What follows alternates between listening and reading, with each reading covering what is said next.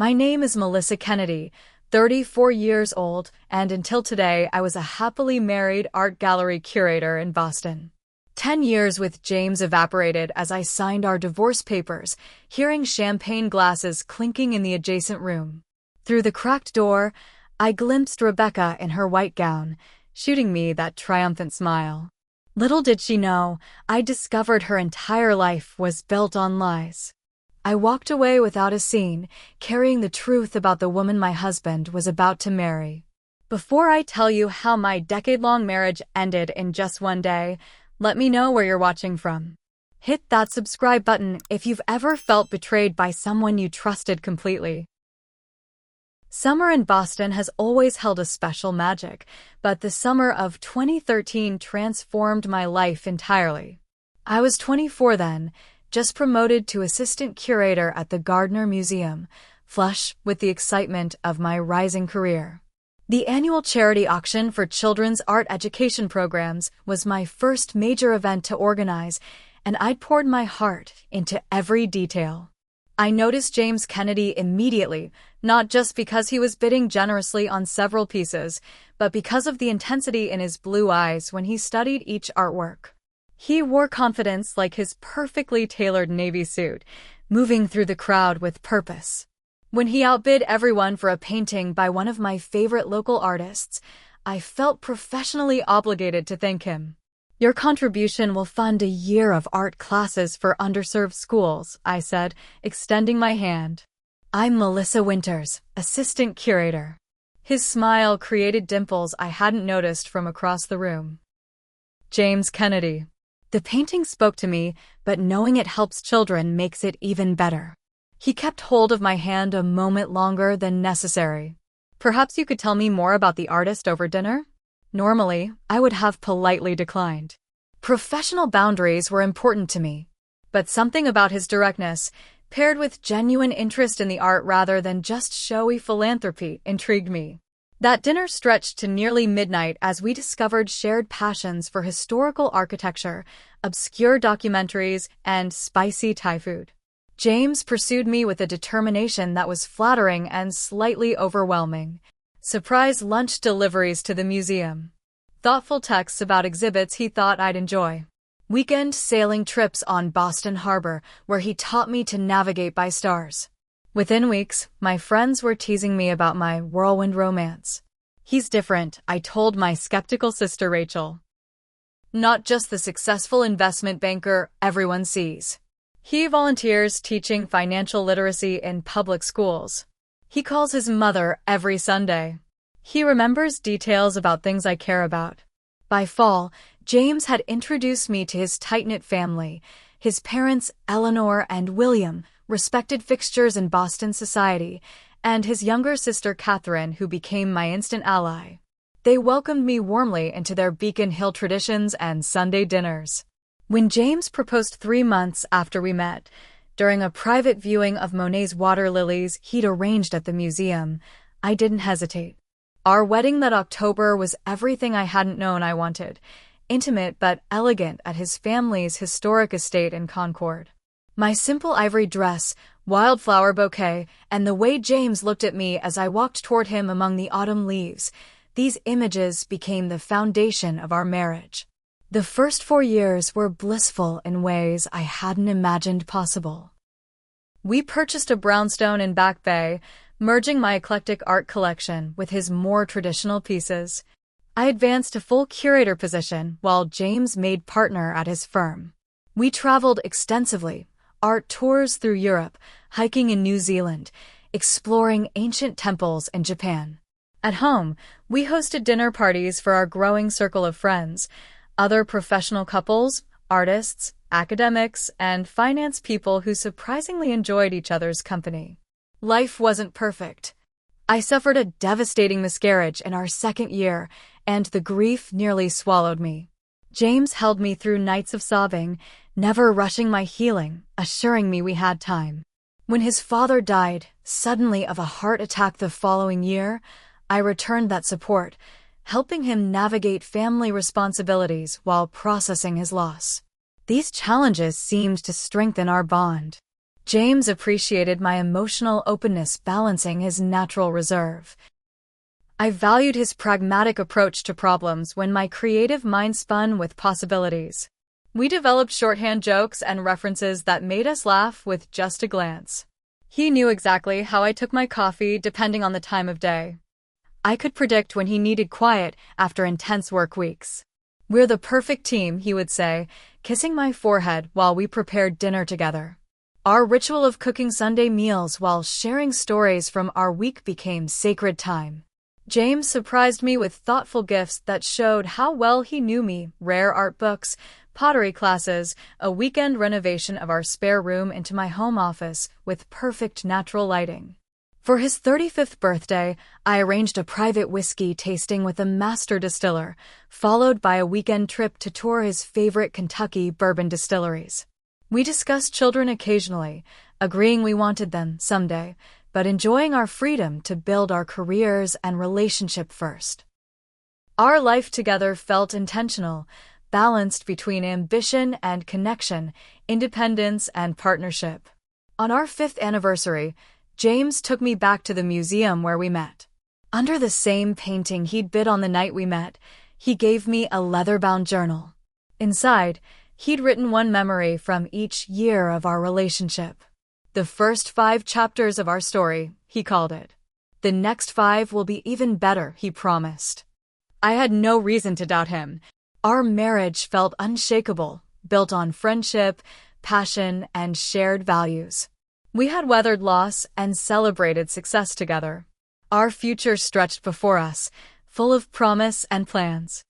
I couldn't have imagined how quickly everything would change. The shift was subtle at first, so gradual I questioned whether I was imagining things. Around our 5th anniversary, James began working later hours. His firm had taken on several new high-profile clients, which he explained required extra attention.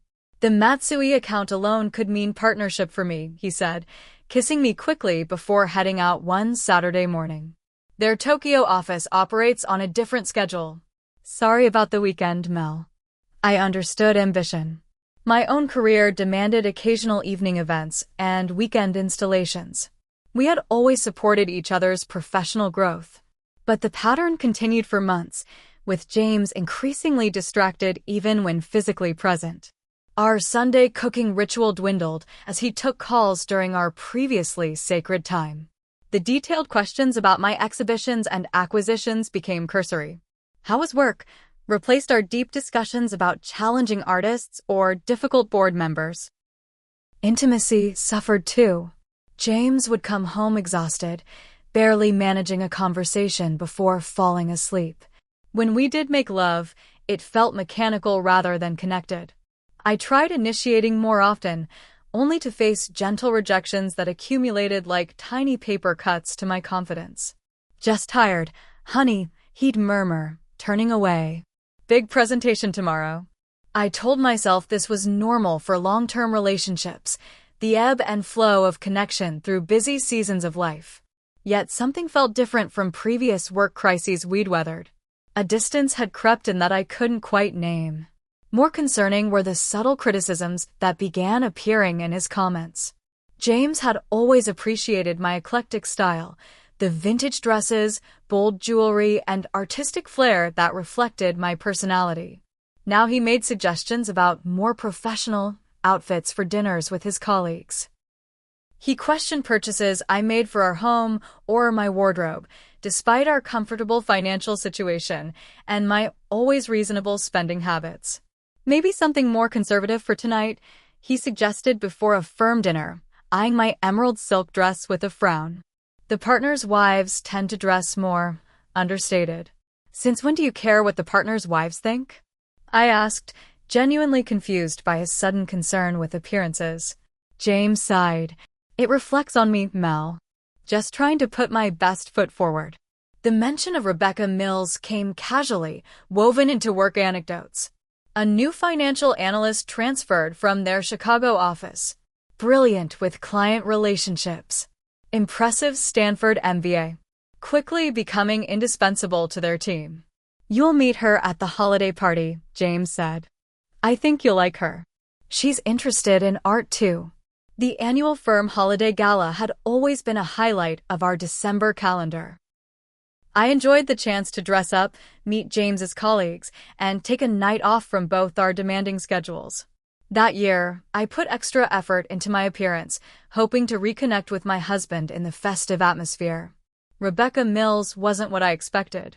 From James's descriptions of her professional prowess, I'd imagined someone older, more seasoned. Instead, I met a striking woman about my age with perfect blonde waves and a red dress that hugged every curve. Her handshake was firm, her smile practiced as she looked between James and me. "Melissa, James talks about you constantly," she gushed, though something in her eyes remained calculating. "I feel like I know you already." The museum exhibitions sound fascinating. Throughout the evening, Rebecca appeared at our side repeatedly, always with a question for me about art or Boston's cultural scene.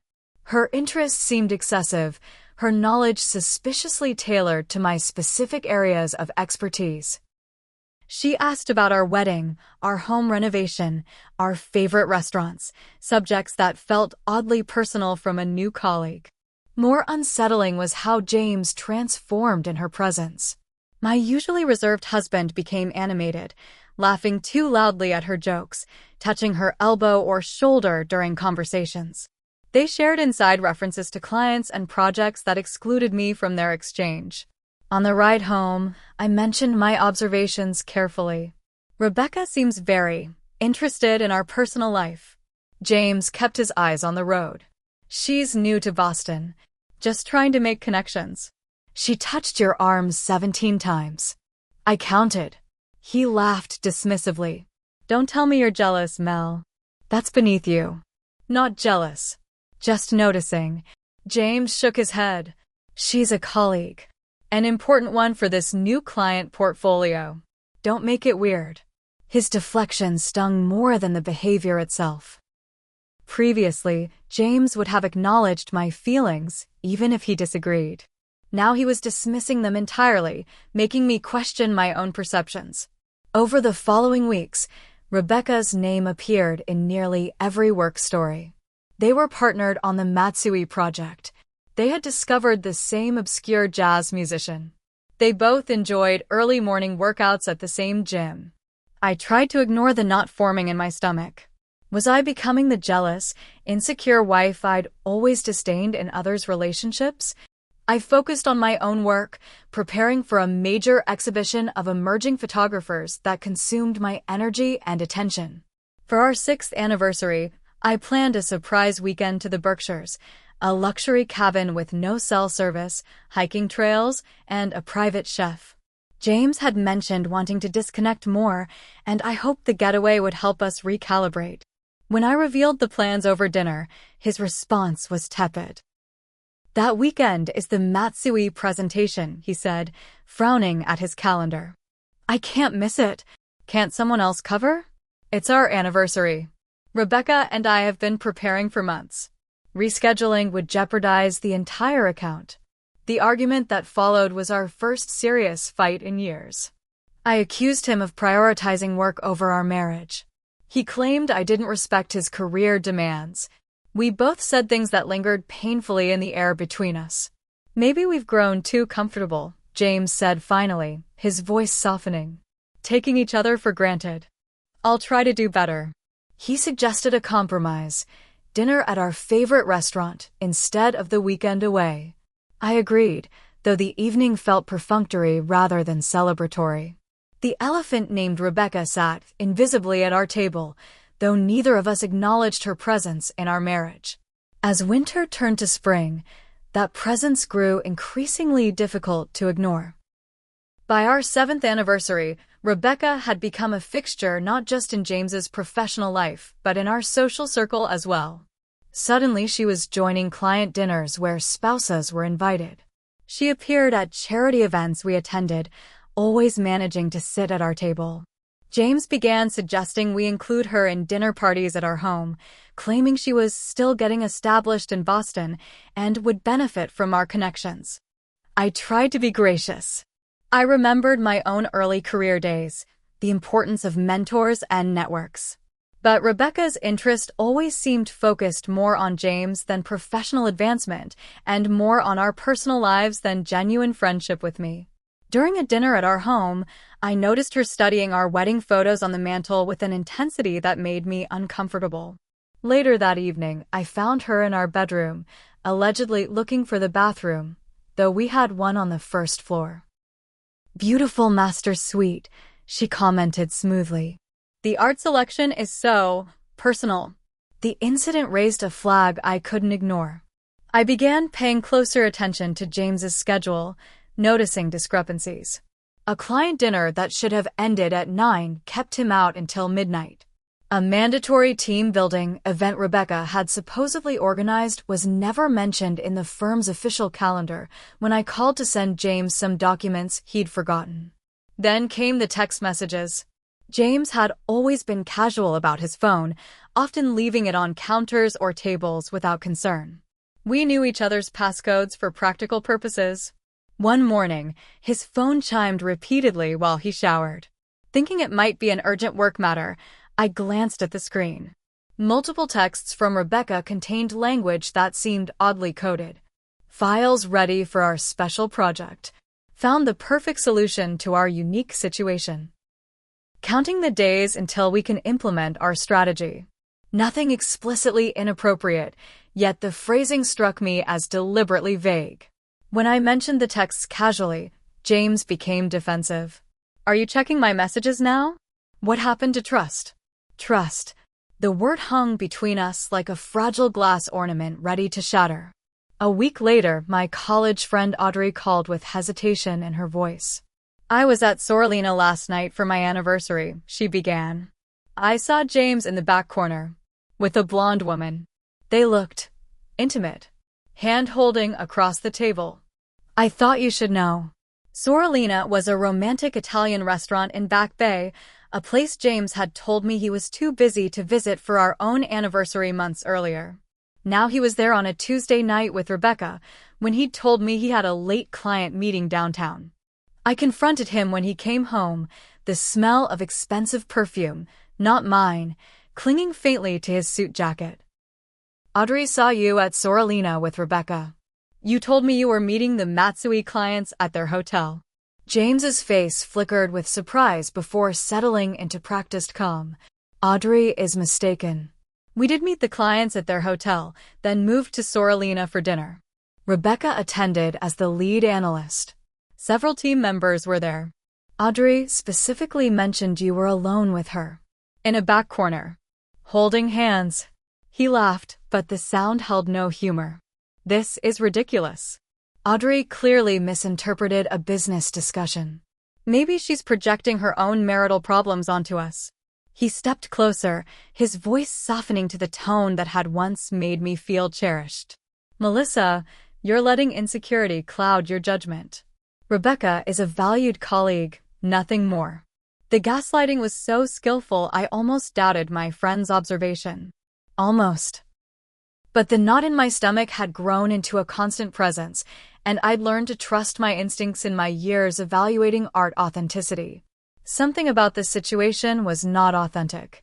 I began investigating Rebecca more thoroughly. Her LinkedIn profile claimed previous positions at Goldman Sachs and a boutique firm in San Francisco. She listed degrees from Stanford and Wharton. Her professional accomplishments seemed impeccable, perhaps too perfect. On a hunch, I contacted an old college friend who now worked at Goldman's San Francisco office. After a quick search of their employee database, she confirmed no Rebecca Mills had worked there during the years listed on Rebecca's resume. Could she have used a different name? I asked, feeling slightly ridiculous for playing detective. "Let me check by graduation details," my friend offered. A few minutes later, she called back. No one with her credentials ever worked here. I'd remember someone with a Stanford-Wharton pedigree anyway. We recruit them aggressively. This discovery led me down a rabbit hole. I searched Stanford's alumni directory. No Rebecca Mills graduated in her claimed year. I called Wharton's alumni office with a story about planning a class reunion. No record of her MBA. Each revelation should have brought clarity, but instead brought confusion. Why would someone fabricate such verifiable credentials? How had James's firm not discovered these discrepancies in their background check? Most importantly, what was her real agenda with my husband? I couldn't sleep, my mind racing with possibilities. My work began to suffer as I spent hours searching online for traces of Rebecca's past. I created a detailed timeline of inconsistencies in her stories, noting how she'd mention a childhood in Seattle to one person and Connecticut to another. Her alleged travel experiences changed depending on the audience. The breakthrough came unexpectedly. At a gallery opening, I was introduced to a venture capitalist from California who mentioned working with James's firm occasionally. I believe I met your husband's colleague last month, Rebecca Mills? Something familiar about her, but I couldn't place it. I showed him a photo from our last dinner party, where Rebecca had insisted on multiple group pictures. His eyes widened slightly. That's not Rebecca Mills. I know her as Renee Baldwin. She worked briefly for a client of mine in Palo Alto. Left suddenly after some accounting irregularities were discovered. My hands trembled as I drove home that night. Renee Baldwin. A new search term yielded results that Rebecca Mills had not.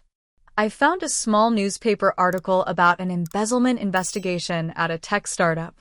The case was settled privately, no charges filed, but Renee Baldwin had departed the company by mutual agreement. I printed everything, creating a file of evidence. Part of me wanted to rush to James immediately to shake him into seeing the truth. But a deeper instinct urged caution. If Rebecca/Renee had targeted James specifically, confronting him without irrefutable proof might backfire. She clearly had a powerful influence over him already. Instead, I contacted a private investigator recommended by a museum board member who handled security for high-value art collections. Martin Fisher was discreet, thorough, and took my concerns seriously without judgment. You'd be surprised how common identity fraud has become, he told me, especially targeting high-net-worth individuals. For the next 3 weeks, Martin dug into Rebecca's past while I maintained a painful normalcy at home. James and I were like actors in different plays sharing the same stage, disconnected even when physically together. He worked increasingly late hours. I pretended to believe his excuses. When Martin finally called with his report, the depth of deception stunned me. Rebecca Mills was indeed formerly Renee Baldwin, who before that was Rachel Morrison, and originally Rita Mancuso from a small town in Nevada. She had a pattern of changing identities after each scheme. Her modus operandi was consistent: target wealthy, successful men, often already married. Fabricate credentials to secure positions in their companies or social circles. Begin affairs while simultaneously building seemingly friendly relationships with their wives to gather personal information. Once established, she would either embezzle funds from the company or manipulate her target into divorce and favorable settlements, then disappear to recreate herself elsewhere. Most disturbing was the discovery of 3 previous marriages, all ending within 2 years with substantial financial settlements. Her last husband in California had filed fraud charges after she emptied their accounts, but she disappeared before authorities could build a case. Martin provided photographs, court records, and statements from previous victims. The evidence was irrefutable. Rebecca Mills was a professional con artist who had set her sights on James. With the file in hand, I finally felt ready to confront my husband. I arranged an evening at home, asked him to clear his schedule, and prepared to fight for our marriage. "We need to talk about Rebecca," I began when James arrived home. His expression immediately hardened. "I thought we were past this jealousy, Melissa." "This isn't jealousy. It's about protecting you." I opened the file, showing him the evidence methodically. "Rebecca Mills isn't real. She's a con artist who's targeted you specifically." As I presented each document, James's face cycled through disbelief, anger, and something that frightened me, contempt. "You hired a private investigator to stalk my colleague?" His voice was ice. Do you realize how unhinged that is? James, look at the evidence. She's done this before. Multiple times. What I see is my wife becoming obsessed with conspiracy theories because she can't handle my success. He pushed the papers away. Rebecca warned me you might do something like this. The words hit like a physical blow. She warned you. She noticed your strange behavior. The questions about her past. The way you look at her. She's concerned about your stability.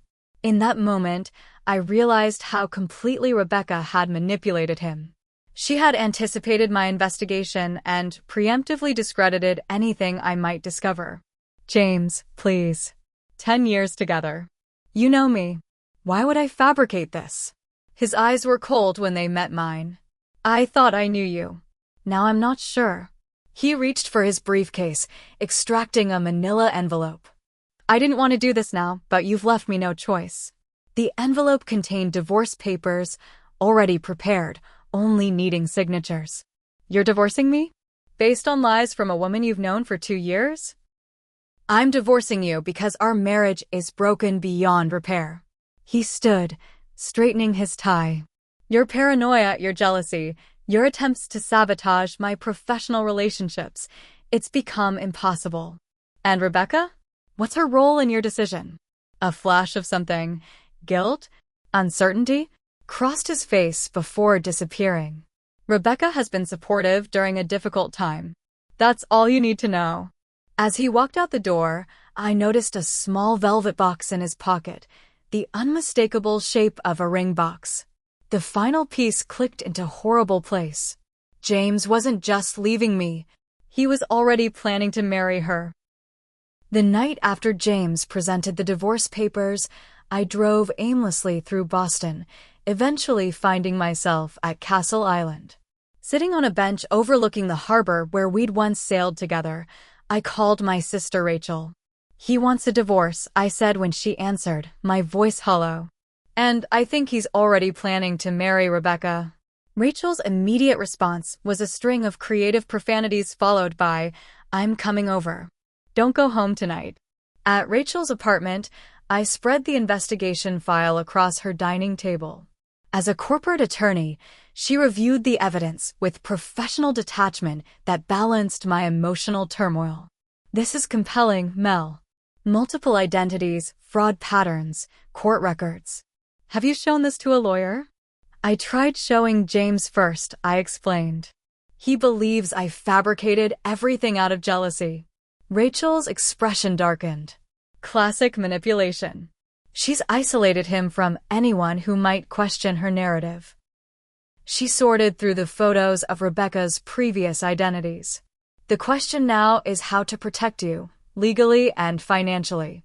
Until that moment, I'd been focused on saving my marriage. Rachel's practical concerns shifted my perspective.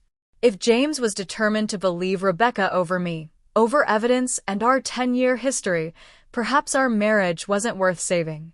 I need to contact my own attorney, I realized. James said the divorce papers were straightforward, but I should have someone review them. First thing Monday morning, I called Diane Levinson, a divorce attorney recommended by Rachel. Her initial review of the papers James had presented was concerning. This agreement heavily favors your husband, Diane explained. You'd receive minimal alimony despite supporting his early career. The property division ignores your contributions to household appreciation. And there's a confidentiality clause that would prevent you from discussing the marriage with anyone, including potential claims about third parties. Third parties meaning Rebecca? Precisely. This agreement would legally silence you about any concerns regarding Ms. Mills, even if you later discovered evidence of fraud or misconduct. The calculated nature of these terms chilled me. This wasn't just James leaving our marriage. This was Rebecca ensuring I couldn't interfere with whatever she had planned next. Diane helped me prepare a counterproposal that protected my interests without appearing vindictive. We'll secure your financial independence without dragging this out, she assured me. Sometimes the cleanest break is the kindest. While legal matters proceeded, Martin Fisher continued his investigation at my request. His next discovery was even more disturbing. Rebecca, or Renee, has been busy, he reported. She's established a shell company that's been receiving consulting fees from your husband's firm. Nearly $300,000 over 18 months. Could that be legitimate work? The company address is a virtual office in Delaware. No employees, no website, no deliverables I can trace. Classic embezzlement setup. Martin also uncovered a recently opened offshore account in the Cayman Islands with James and Rebecca listed as joint holders. They've transferred substantial funds there in the past month. Your husband's signature is on the documents, but I can't confirm he was fully aware of what he was signing. The pieces formed a clear picture. Rebecca was positioning for either a wealthy divorce settlement or direct access to James's accounts through marriage. Either way, she would eventually disappear with as much money as possible, leaving devastation behind. I asked Martin to compile all findings into a comprehensive report for James's family. While James might dismiss my concerns as jealousy, his sister Catherine and mother Eleanor might view the evidence more objectively. Meanwhile, I discovered James had moved most of his belongings out of our home while I stayed with Rachel. When I returned to collect important documents and sentimental items, I found wedding invitations on our dining room table. The date shocked me. 3 days away, the exact day our divorce would be finalized with the expedited process James had requested.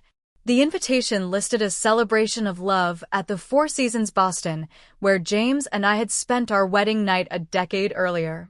The calculated cruelty of this choice sent me to the bathroom retching. After recovering, I methodically went through our home, gathering what mattered most to me: family photographs, artwork from my museum days, journals, and the few pieces of jewelry that held sentimental rather than monetary value. Financial documents went into a separate file for Diane. Everything else, furniture, appliances, the weekend home in Nantucket, suddenly seemed meaningless. In our home office, I discovered a hidden folder on James's laptop containing emails between him and Rebecca dating back nearly 18 months. Their correspondence revealed a careful, strategic erosion of his trust in me. Rebecca had systematically emphasized my small flaws, reframed my actions in the worst possible light, and positioned herself as his true supporter. The psychological manipulation was textbook but effective. Most shocking was her encouragement for him to expedite the divorce and subsequent marriage. Once we're legally bound, we can move forward with our investment strategy. The Cayman account is ready for the transfers we discussed. I forwarded these emails to Martin and Diane, then continued my inventory of what to take and what to leave behind. In our bedroom, I found a small velvet pouch tucked in my jewelry box, the sapphire earrings James had given me on our first anniversary. The accompanying note read, "Blue like your eyes when you laugh. May I spend my life making you laugh." The memory of that happy moment broke something inside me. For the first time since seeing the divorce papers, I allowed myself to sob, deep, wrenching cries that acknowledged the death of not just my marriage, but my understanding of the past decade of my life. Had any of it been real? Had James ever truly loved me, or was I as easily replaced as Rebecca's identities? After exhausting my tears, I felt strangely calm. A clarity emerged through the grief. I could not control James's choices or Rebecca's schemes, but I could determine how I responded. I would not beg, plead, or make a scene. I would protect myself legally, financially, and emotionally with quiet dignity. I wrote a letter to James, not emotional appeals or accusations, but a simple account of what I had discovered, including copies of key evidence about Rebecca. I sealed it in an envelope marked, "When you're ready to see the truth," and left it in his desk drawer. Whether he ever read it would be his choice.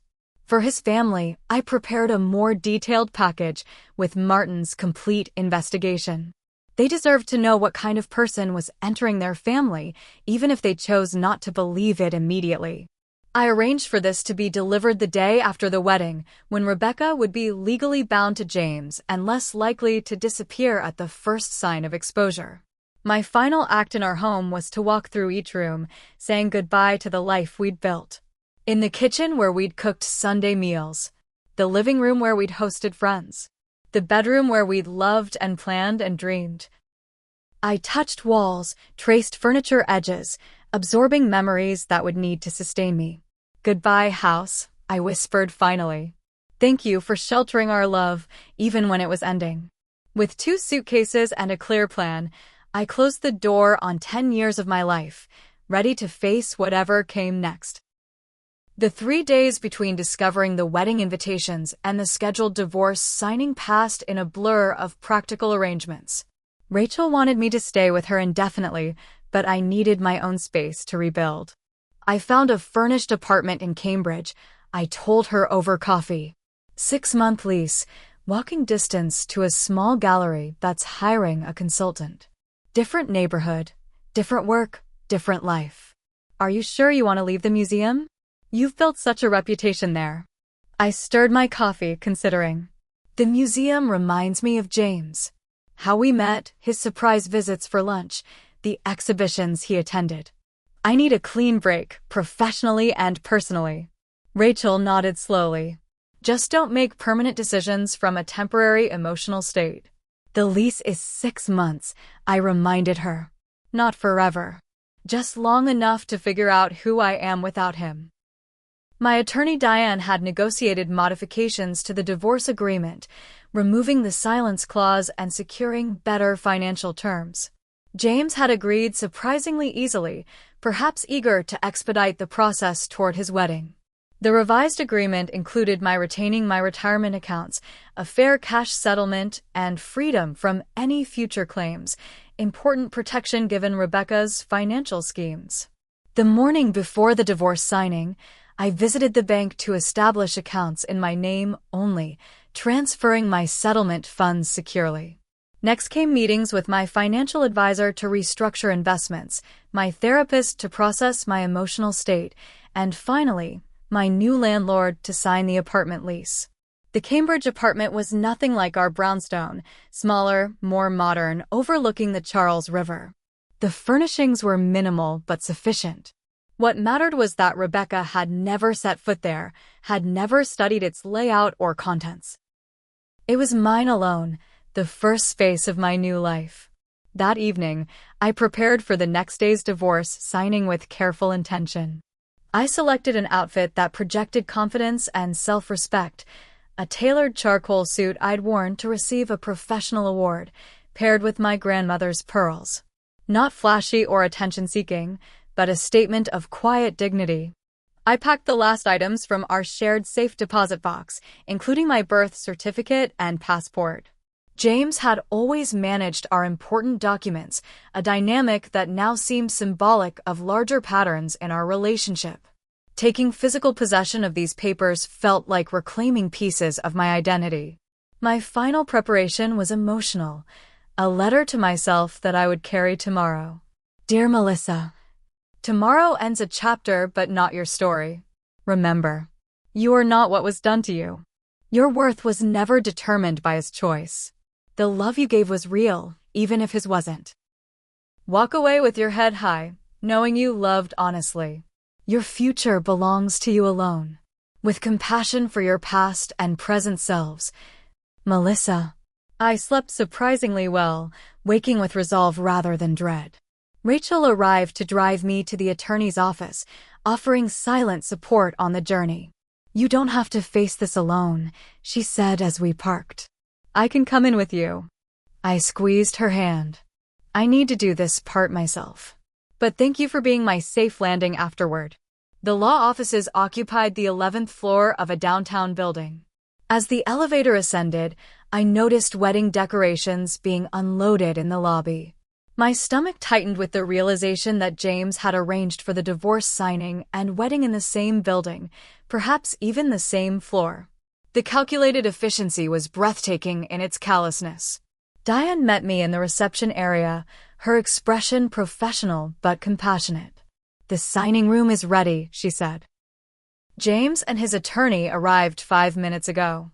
As we walked down the hallway, I glimpsed florists arranging white roses in an adjacent conference room.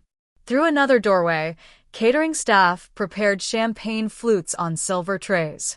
The wedding preparations were literally happening alongside our divorce proceedings. The conference room for the signing was sterile and businesslike. A long table, leather chairs, water pitchers, and stacks of documents marked with signature tabs.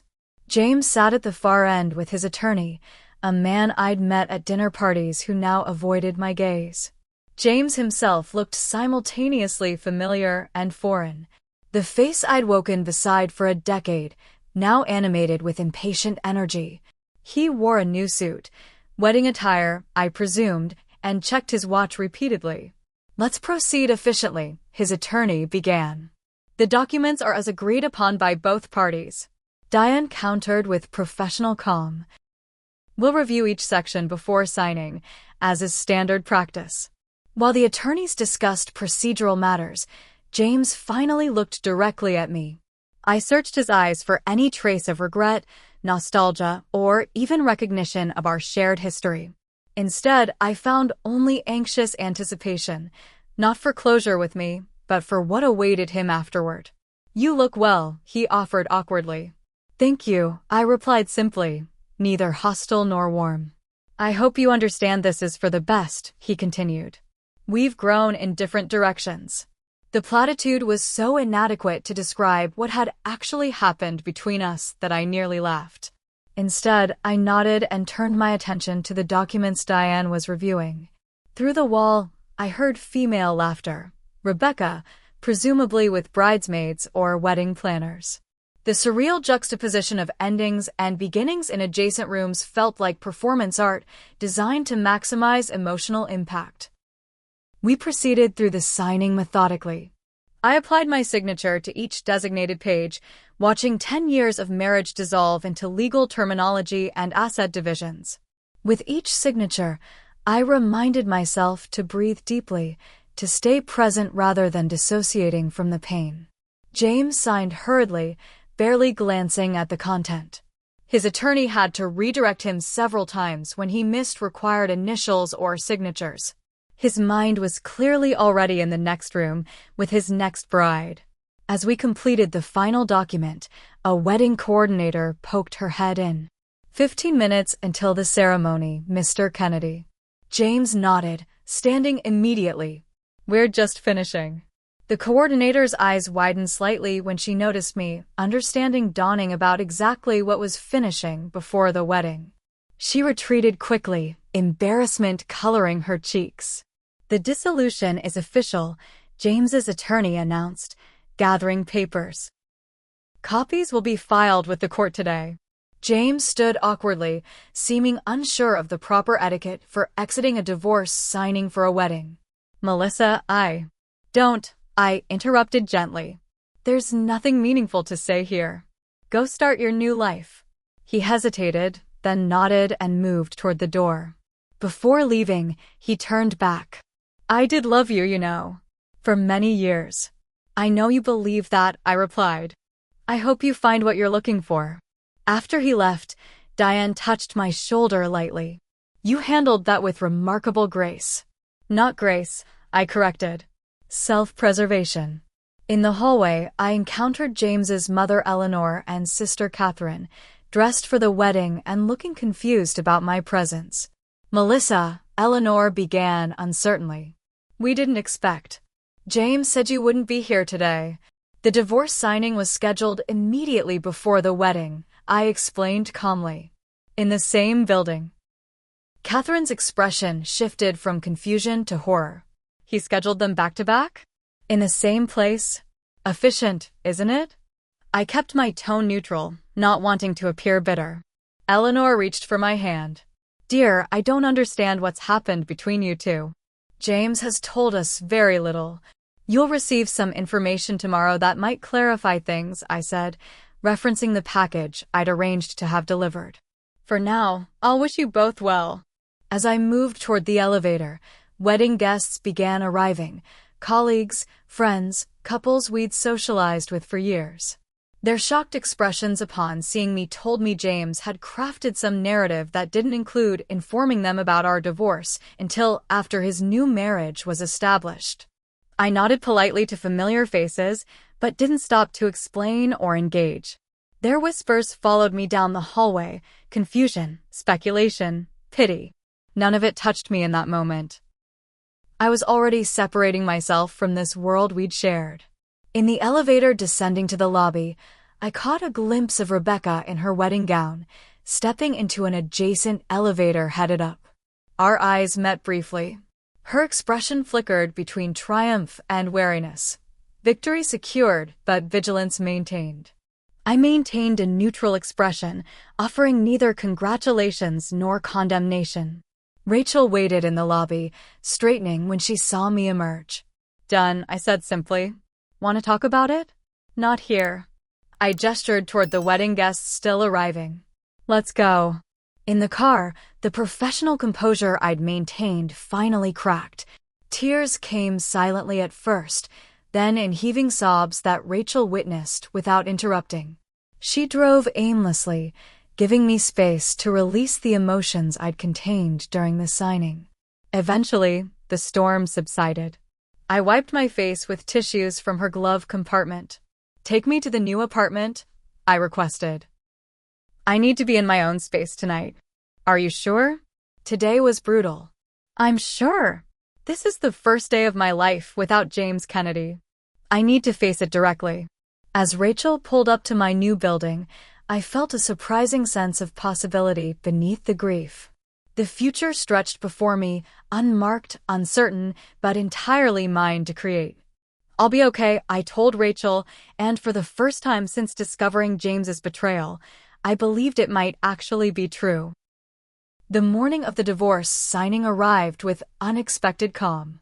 I'd prepared myself for overwhelming grief or panic, but instead found a strange numbness, not denial, but a protective buffer between my emotions and the day's events. My body moved through familiar motions: shower, coffee, dressing in the carefully selected suit.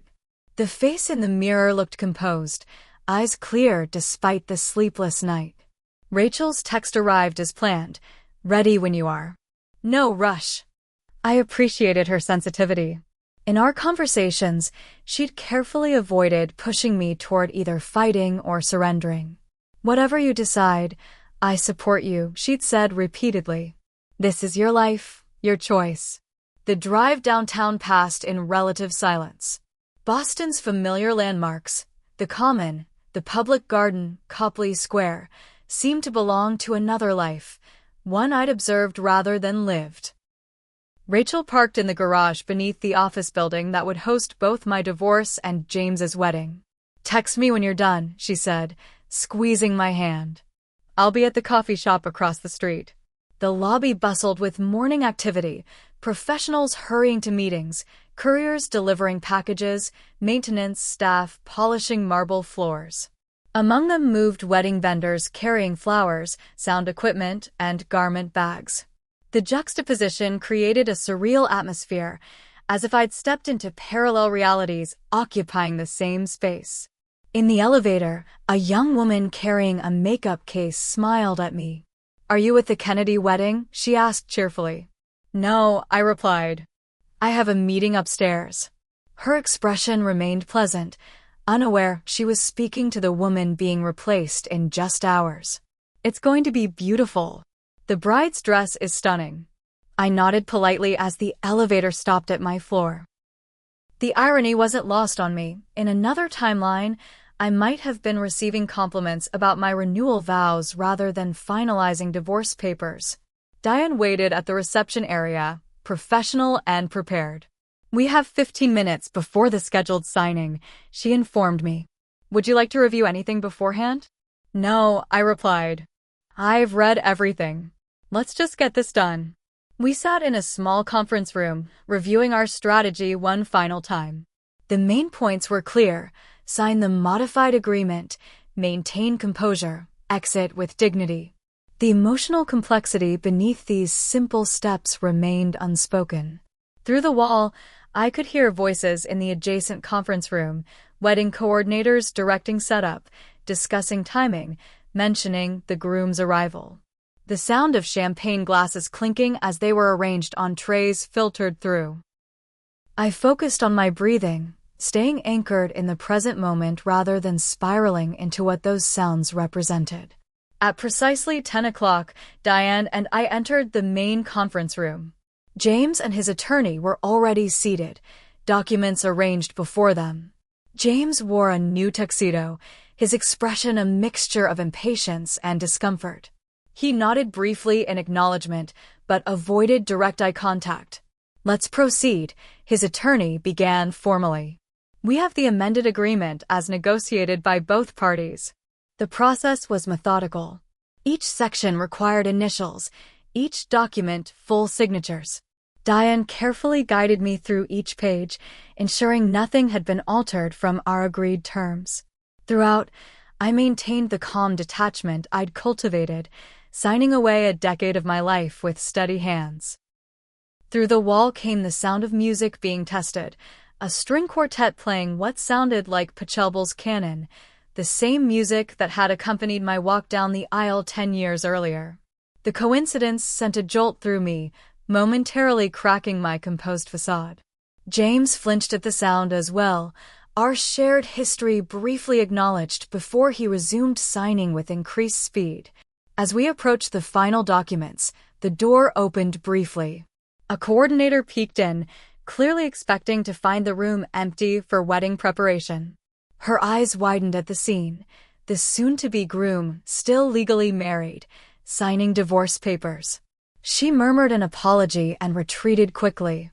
James checked his watch repeatedly, his anxiety palpable as the signing extended longer than he'd apparently planned.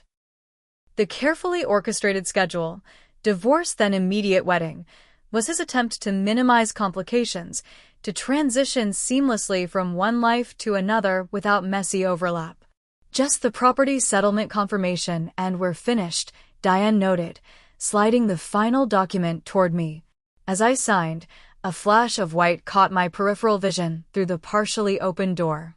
Rebecca, in her wedding gown, hurrying past with attendants. She paused briefly, glancing into the room, our eyes meeting for a fraction of a second. Her expression held that same triumphant smile I'd glimpsed before, the victory of a long game successfully played. I maintained neutral eye contact until she continued down the hallway. "That completes the process," James's attorney announced, gathering the signed documents. "Copies will be filed with the court immediately." James stood abruptly, extending his hand toward me in a gesture that felt bizarrely formal after 10 years of intimacy. "Thank you for making this straightforward," he said, his tone businesslike. I accepted the handshake briefly. "I wish you clarity, James." His brow furrowed slightly at my unconventional response, not well wishes for happiness, but for eventual understanding. Before he could respond, a wedding attendant appeared at the door. "Mr. Kennedy, we need you for photos before the ceremony." He nodded, looking relieved at the interruption. With a final awkward nod in my direction, he left the room, stepping immediately from our ending into his new beginning. In the hallway outside, I encountered James's family members arriving for the wedding. His mother Eleanor appeared shocked to see me, while his sister Catherine's expression held unmistakable discomfort. "Melissa," Eleanor began hesitantly. "I didn't realize you would be here today." "Just finishing some paperwork," I replied neutrally. "I'm on my way out now." Catherine stepped closer, lowering her voice. "This is all happening so quickly. Are you okay?" I appreciated her concern but knew this wasn't the time or place for honest conversation. "I will be," I assured her. "You should join the wedding party. They're waiting for photos." Eleanor squeezed my hand briefly. "This isn't how family should end," she whispered. "You'll receive something tomorrow that might help explain things," I told her, referencing the investigative file that would be delivered after the wedding. "For now, just know I cherished being part of your family."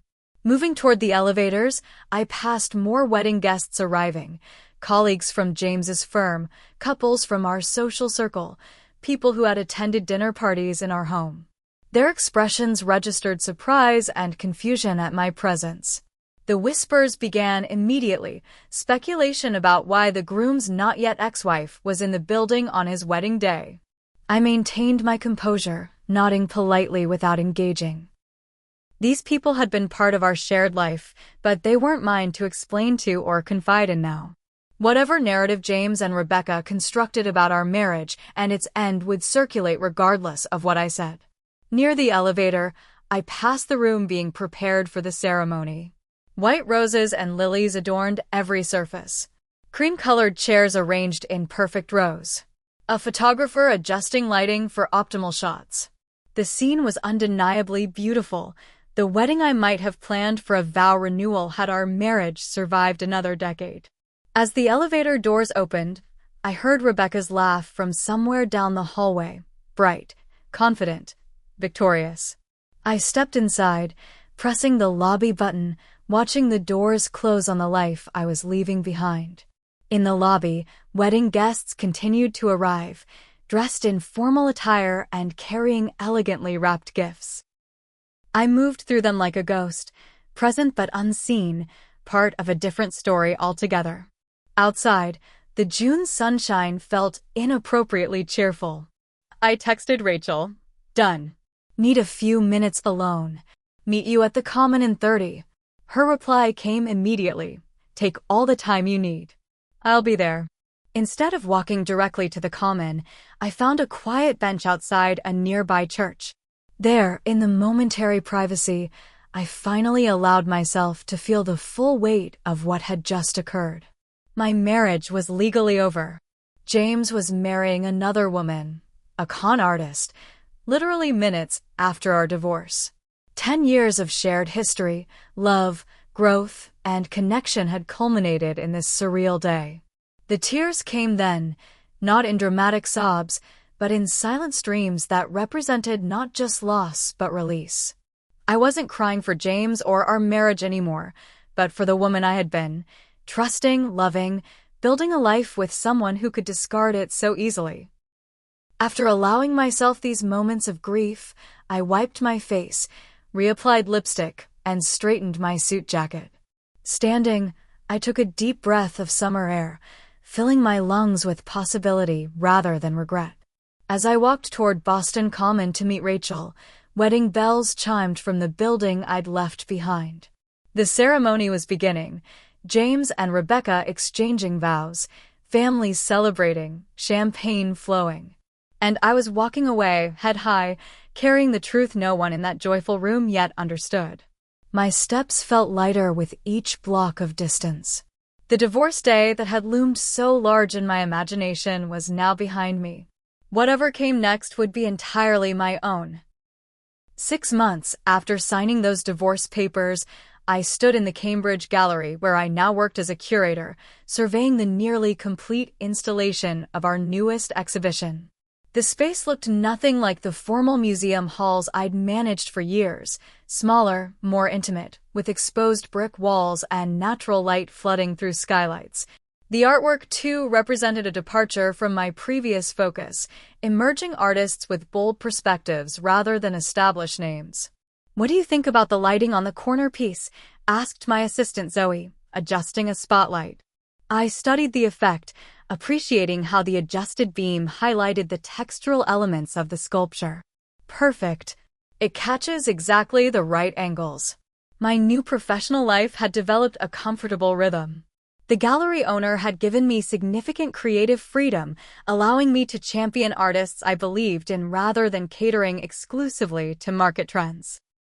My exhibition on trauma and resilience had received unexpected attention from major art publications, establishing this small gallery as a space for meaningful contemporary work. My personal space had evolved similarly. The temporary furnished apartment had served its purpose during those first raw months, but by autumn I'd found a small Victorian duplex near Harvard Square. The process of furnishing it piece by piece, selecting each item intentionally rather than inheriting a fully formed home, felt symbolic of my rebuilding process. Friends had proven essential to my healing. Rachel visited weekly, bringing dinner and patient listening. Former colleagues from the museum maintained connections through coffee dates and exhibition openings. New friendships formed through a support group for divorced professionals, people who understood the particular grief of unraveling an intertwined adult life. Dr. Winters, my therapist, had helped me examine patterns I'd never recognized, my tendency to accommodate others at my own expense, the subtle ways I diminished my needs to maintain harmony. The work isn't about blaming yourself for what happened, she reminded me. It's about understanding your patterns so you can make different choices moving forward. That evening, after finalizing the exhibition, I met my divorce group at our regular cafe. The 5 of us had formed tight bonds over months of sharing our stories and recovery processes. Big news, announced Marcus, a literature professor whose wife had left after 20 years. I finally donated my wedding album to the therapy bonfire. We raised our coffee cups and mock toast. These small victories were worth celebrating, the moments when sentimental attachment loosened its grip enough to let physical reminders go. How about you, Melissa? Asked Sophia, a pediatrician who divorced her unfaithful husband last year. Any James sightings lately? I shook my head. Not since the settlement adjustment 3 months ago. What I didn't share was what I'd heard through mutual connections. The information arrived in pieces, Rebecca emptying their joint accounts 2 months after the wedding. James discovering her previous identities and fraud patterns. The humiliating realization spreading through their social circle that he'd been thoroughly conned. Rebecca disappearing completely when confronted, leaving James with embarrassment and substantial financial loss. Catherine had called me when it happened. You tried to warn him, she said, her voice heavy with regret. We should have listened. I felt no satisfaction in being proven right, only sadness that the prediction had fulfilled itself so precisely. The investigative file I'd sent to James's family had eventually been opened, but too late to prevent damage. James had attempted contact once afterward, a lengthy email apologizing for his blindness, asking to meet. I declined politely but firmly.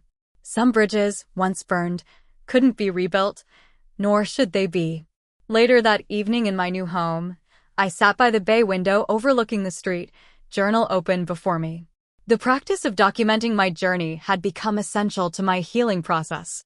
Tonight, I reflected on the 6-month milestone since the divorce. 6 months ago today, I watched my husband marry another woman hours after signing our divorce papers, I wrote. I thought that day was the end of something, but it was actually the beginning of independence, self-discovery, and authentic connection with myself. The doorbell interrupted my writing. Through the peephole, I saw Daniel, my neighbor from across the street. We developed a casual friendship over leaf raking and snow shoveling, occasionally sharing coffee on Saturday mornings. Sorry to bother you, he said when I opened the door.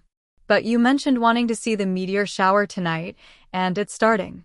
Thought you might want to join the viewing party on the rooftop. I hesitated briefly, old caution surfacing. Then I remembered Dr. Winter's advice about remaining open to new experiences. Let me grab a jacket. I'll be right there. The rooftop gathering was small. Daniel and a few other neighbors, blankets spread out, thermoses of hot chocolate passed around.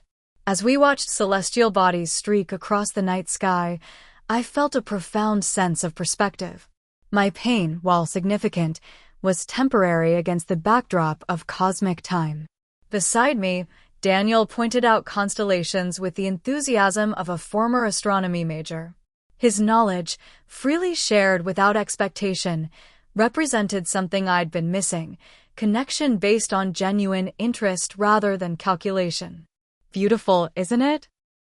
He commented as a particularly bright meteor crossed the horizon. Yes, I agreed, feeling something long dormant stir within me. Not romance necessarily, but openness to possibility. Completely worth coming outside for. Over the following weeks, life continued its forward momentum. The exhibition opened to positive reviews. I expanded my social activities, joining a hiking group and volunteering at a community arts program. Each step away from the person I'd been in my marriage felt increasingly natural. 1 year to the day after the divorce, I received a small package from Eleanor, James's mother. Inside was a family heirloom, a small sapphire pendant I'd admired years ago. "This always suited you better than anyone else in the family," her note read. "Some connections transcend legal documents. You'll always be dear to me." The gesture moved me deeply, representing the unexpected truth that not all relationships end when marriages do. Some bonds remain, transformed but enduring. That evening, I wrote a final entry in my divorce recovery journal before starting a new notebook titled simply Forward. The most profound lesson of this year has been learning to trust myself again, my instincts, my judgment, my worth independent of anyone else's validation. The betrayal I experienced wasn't a reflection of my value, but of someone else's character. In losing what I thought was essential to my happiness, I discovered my capacity to create joy on my own terms. Pain doesn't disappear completely, it changes form, becoming less acute but leaving wisdom in its wake. I carry the experience not as a burden, but as hard-earned knowledge about human nature, including my own. I've learned that dignity isn't about never falling, it's about how you rise afterward. Today, I am not merely surviving but thriving, not despite what happened, but because it forced me to discover strengths I might otherwise never have known I possessed. Looking up from my writing, I caught my reflection in the window, a woman I was still getting to know, still learning to fully embrace. The journey wasn't complete, but the direction was clear. Whatever came next would be approached with open eyes, healthy boundaries, and the quiet confidence that comes from weathering a storm you once thought would destroy you. Have you ever had to rebuild your life after a major betrayal? I know that journey isn't easy, but sharing our stories helps others feel less alone.